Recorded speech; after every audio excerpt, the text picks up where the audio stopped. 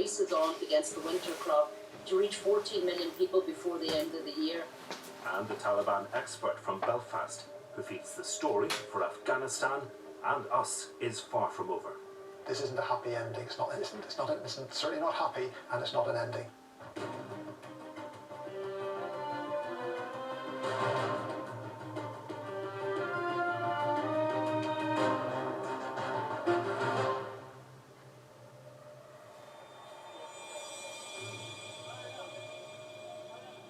In August, the world watched in horror as desperate Afghan citizens tried to flee as the Taliban swept back into control across the country.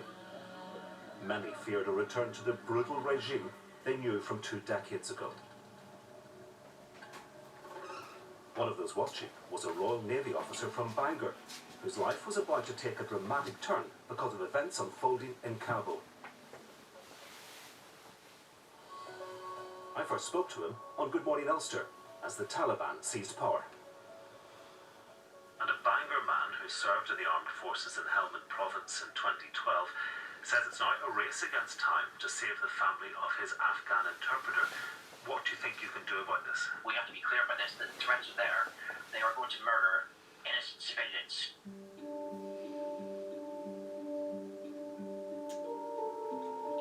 The people the Taliban were threatening to murder were the family of Tim McCullough's Afghan interpreter, Balil someone he had relied upon when he'd been on the ground in Afghanistan, working on reconstruction projects for the war-torn country.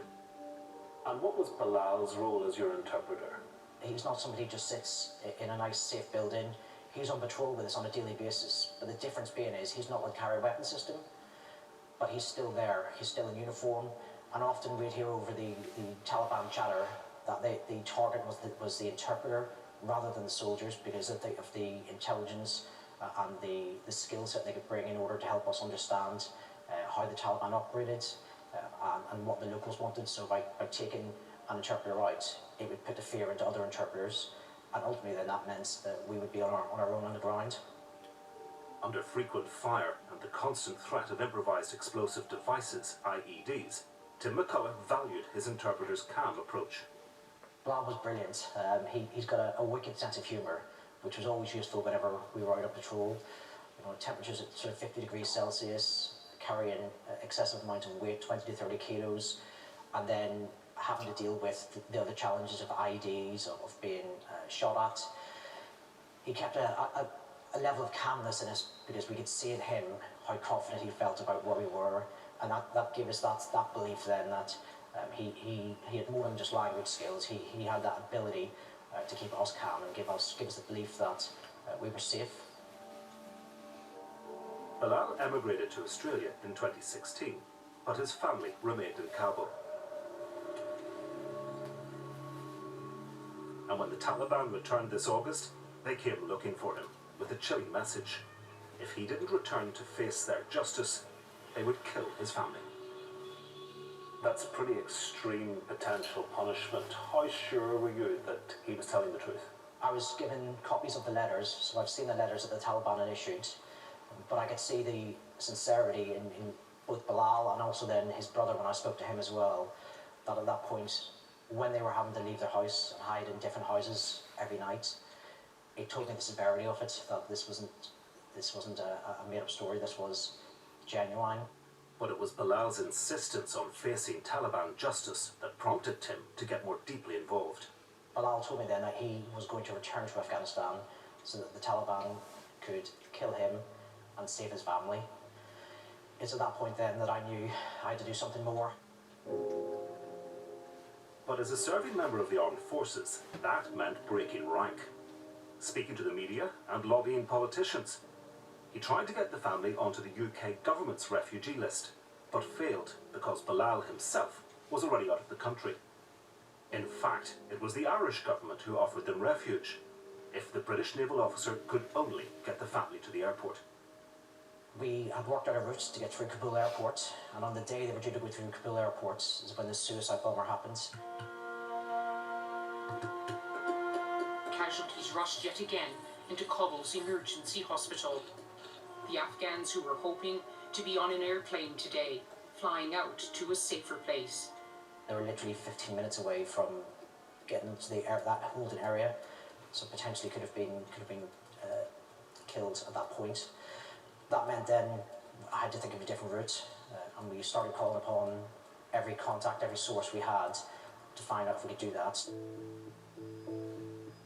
It involved dangerous and unconventional means to move the family through Taliban territory and across the border.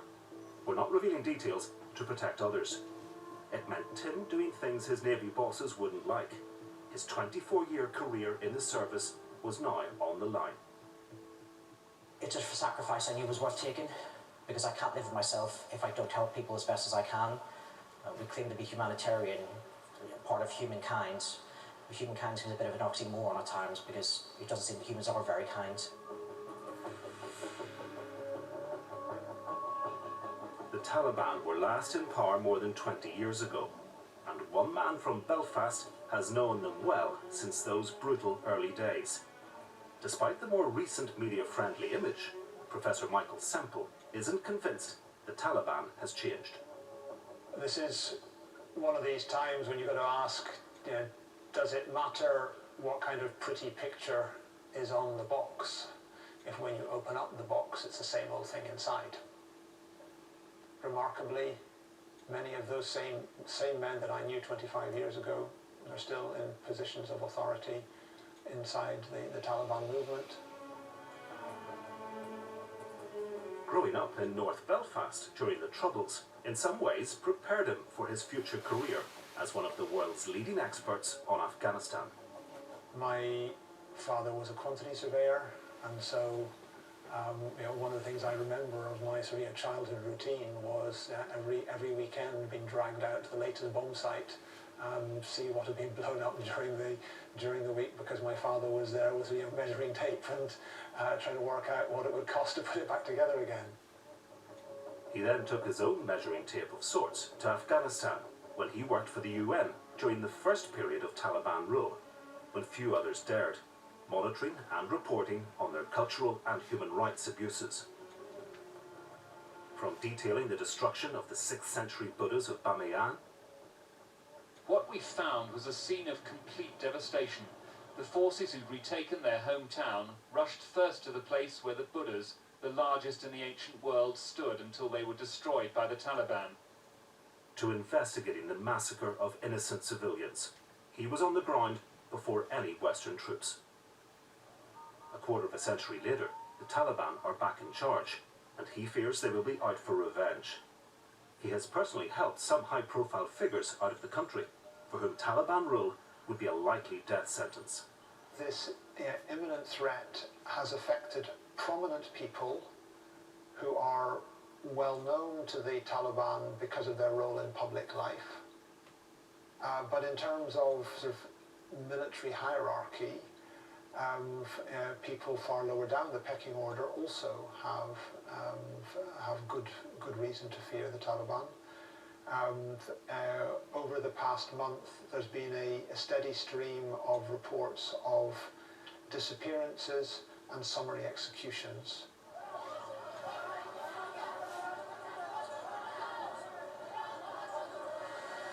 People fleeing their homeland in desperation and in fear for their lives.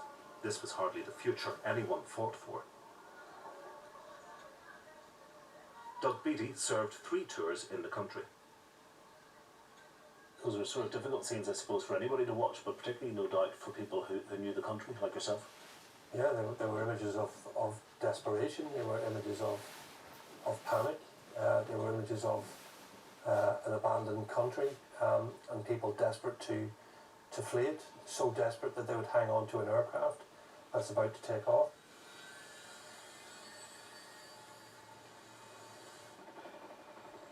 On Doug Beattie's first tour, the fighting was intense.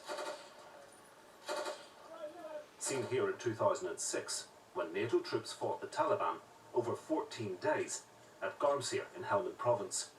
His actions earned him the Military Cross. Back up. Bring it forward when it comes. Tell him he has achieved as much as he's going to achieve. We have no more to support him with, so he's probably best. He's cleared what he can to come back now. What's the orderly? Not to run back. 9 soldiers, 8 men and 1 woman from Northern Ireland lost their lives during the war in Afghanistan.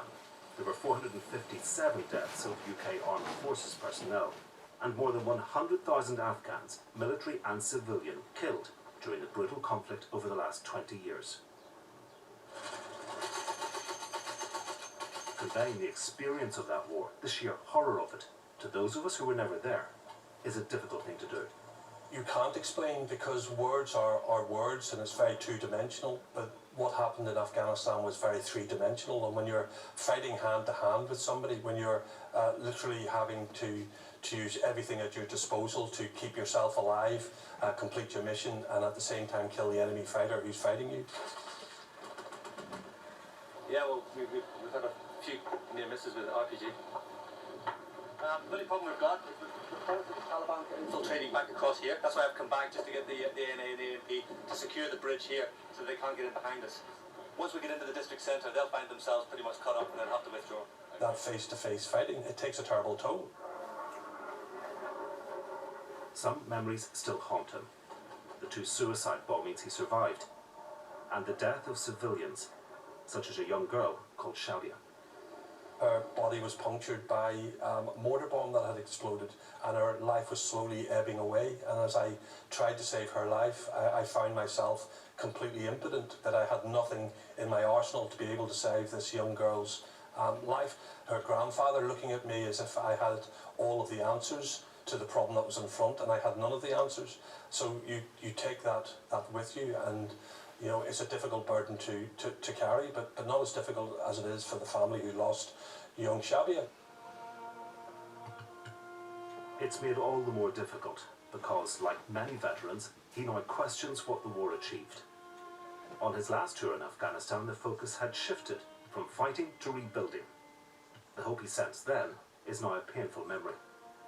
When I look at what the place was like in 2006 to what it is like now, there is a vast change.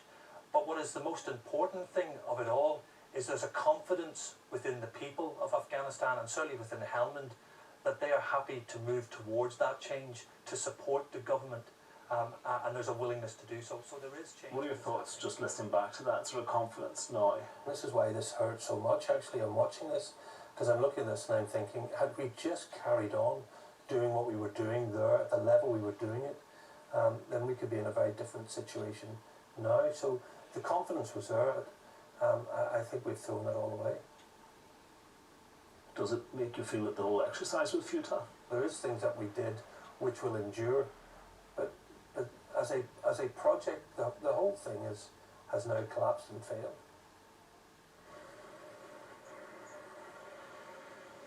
Six weeks after the fall of Kabul and the Taliban death threat issued to interpreter Balil Nasiri's family, and Tim McCullough had some exciting news about their escape. Just tell us what's happening at the moment. So right at the very moment, they're in the air.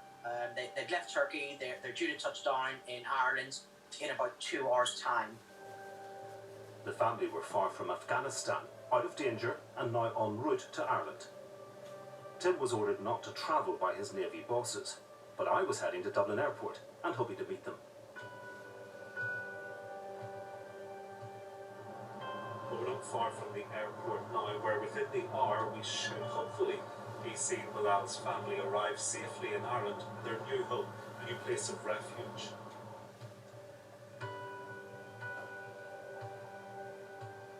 Before going inside, I put a call through to Balil in Australia, who couldn't be there because of COVID restrictions. The family were due on a flight from Turkey, landing soon. Oh, hi Balal, how are you? Can you sort of tell us what it feels like today to be on the cusp of seeing your family arrive?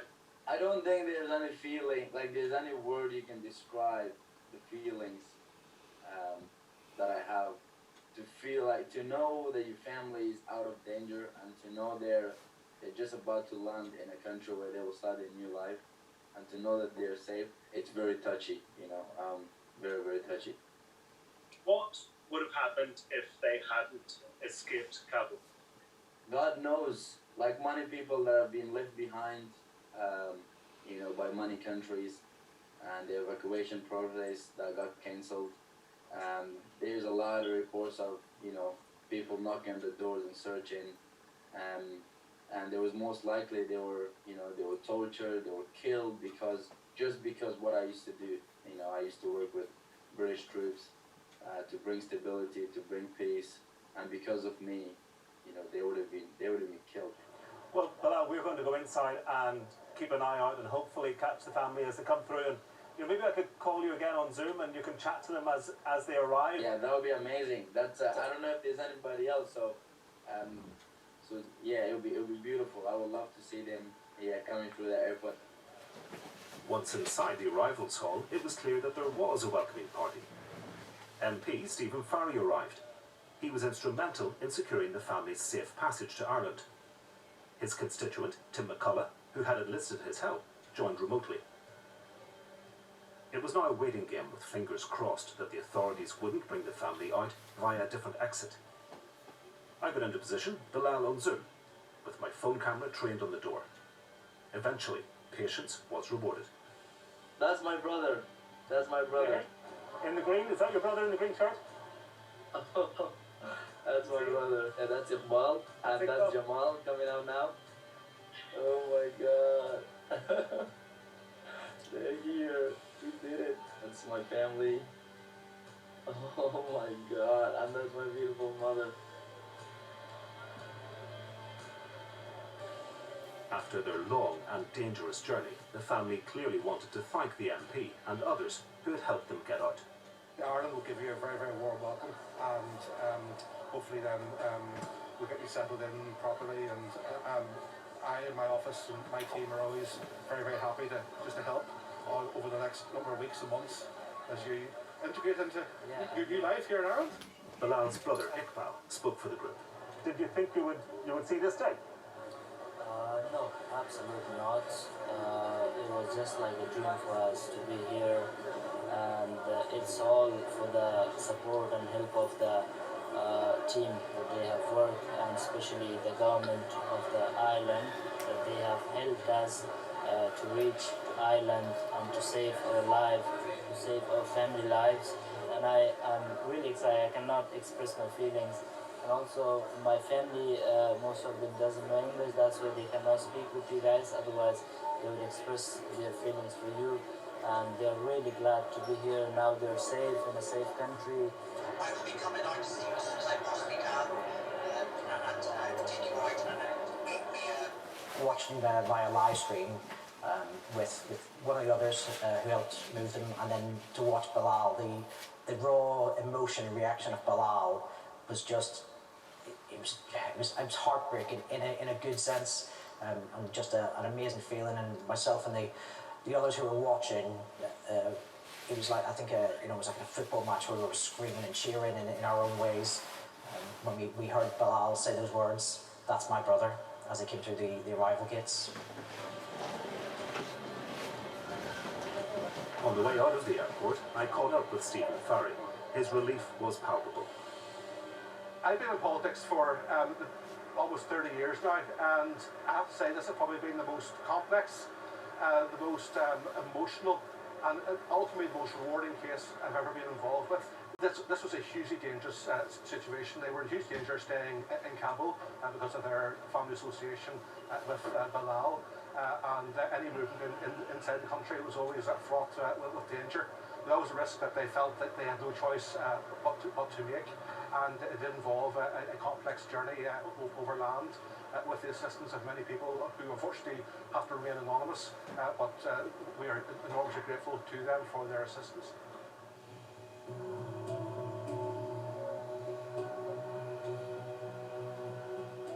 Thousands have fled Taliban rule.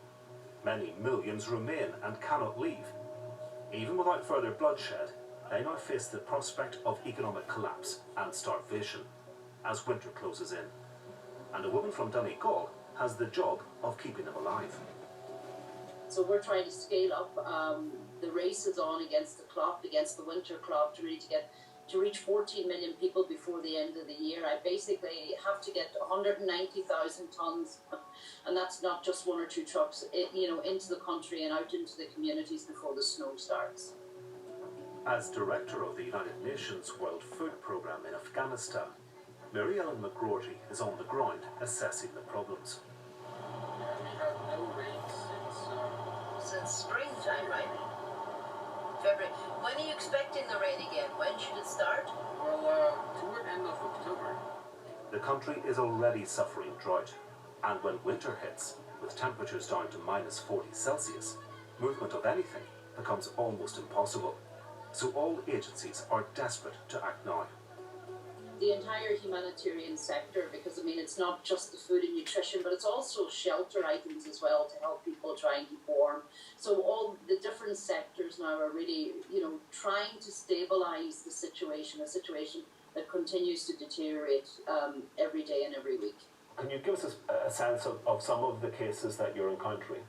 People are coming in from the provinces because as the money has been cut off from the international community, the health services are collapsing in the provinces and they're coming into the major towns and they're coming in too late. I mean, in terms of the malnutrition for children and you think, oh my goodness, we're not even in winter yet. I've met women who've told me, they haven't eaten in 3 days. I've met, men in the IDP and in the displacement camps and they have, because the jobs are gone, they have nothing to do. So I said, how are you surviving? They told me their wives are going to rubbish pits and picking up plastic and paper and trying to sell it, right? It terrifies me to see how quickly it's deteriorating. Mary Ellen has had a long career in humanitarian work. She assumed her role in Afghanistan a year ago, and despite the terror and mayhem of August, she never considered leaving. I wasn't leaving unless it became completely untenable for us to stay. And if we were leaving, of course, we would have been one of the last out anyway, because, I mean, that's what we do. I mean, we're here to try and save lives in crisis situations. Okay, thank you.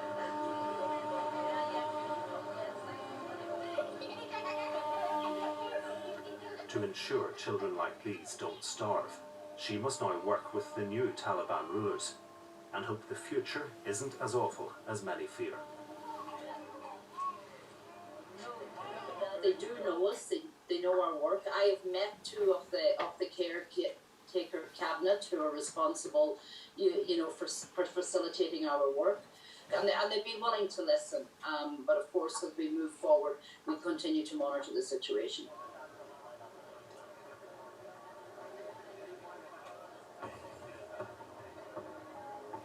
Michael Semple is a keen runner and took part in the recent Belfast Marathon. He likens his work in Afghanistan to that long-distance commitment and believes his upbringing on these streets has helped prepare him for that role. Being able to navigate Northern Ireland with due sensitivity enables you, or at least gives you a good head start in trying to understand where Afghans are coming from and successfully navigate Afghanistan. Though far from perfect, he feels the peace process in Northern Ireland could still offer lessons for Afghanistan. Part of the way there, sort of earned our way here. I think that some of the things which went right in Northern Ireland were neglected in Afghanistan and helped to explain why peace is still proven elusive. And one important lesson of Northern Ireland, according to Michael Semple, is that problems don't go away. Politicians must stay the marathon course.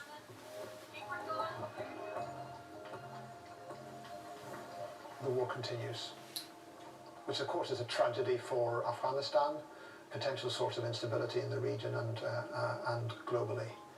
There must be a peace process.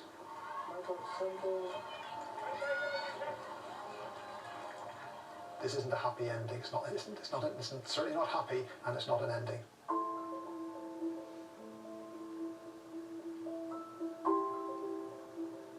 Last week, I caught up with Tim McCullough for a special journey. He brought some supplies. So what about clothes, toys? Clothes, toys, and then there's a little cot there, maybe that goes in at the bottom. Of course, baby supplies as well, yeah. And then the important bit, the green tea. The Afghans love their tea. That's good. Ahead of us, a 4-hour trip towards the west of Ireland. And for Tim, having agreed resignation terms with the Navy, his first chance to meet the family he had helped rescue from a death sentence. interesting to see what their combination's like. You talk about being off the beaten track, this certainly feels like it, doesn't it?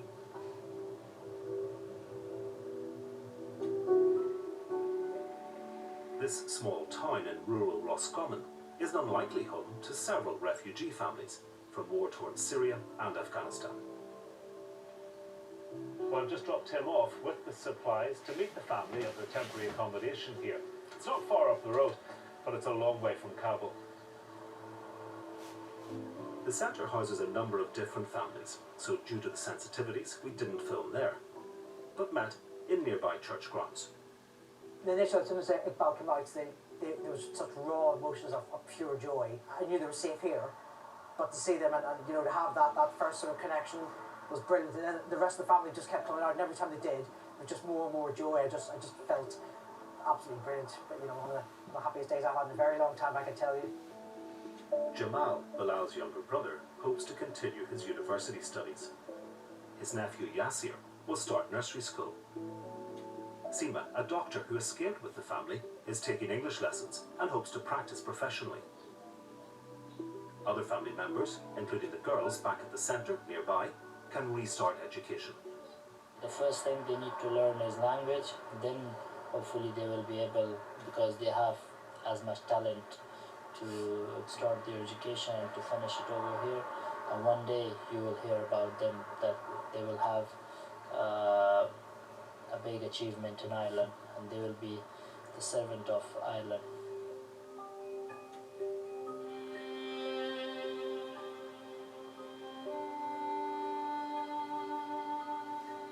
It's one family who've made it to safety.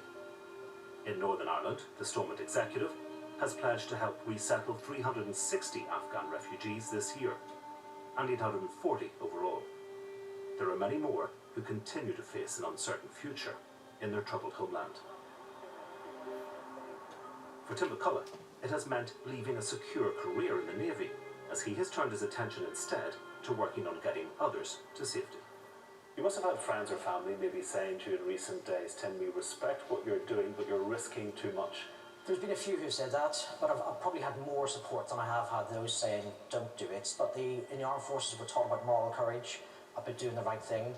And this, to me, is the right thing. It's saving lives. It's what we as humans should be doing. We should be doing our very best to help other humans who are in a predicament not as good as ours.